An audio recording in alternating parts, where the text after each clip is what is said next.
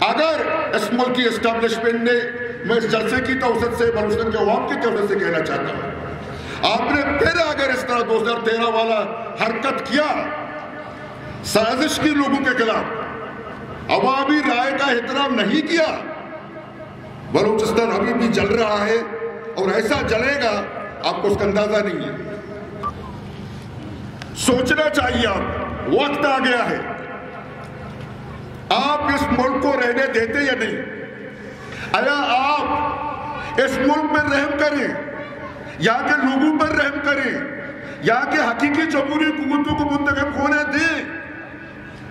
مداخلت نہ کریں، داندلی نہ کریں، سازش نہ کریں؟ جو لوگوں کے منتخب نمائندے ہیں ان کو آنے دو، ان لوگوں کی خدمت کریں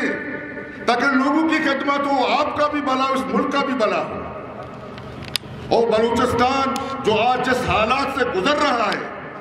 وہ ہمیں پتا، اور جہاں کے رہنے والوں کو پتا، ہماری اسٹیبلشمنٹ کو کہ بھئی آپ وقت ختم ہو گیا، آپ مداخلت کی کوشش نہ کریں،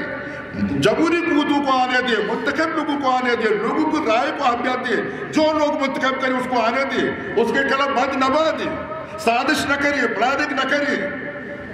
پابندی نہ لگائیں۔ اگر اس ملک کی اسٹیبلشمنٹ نے،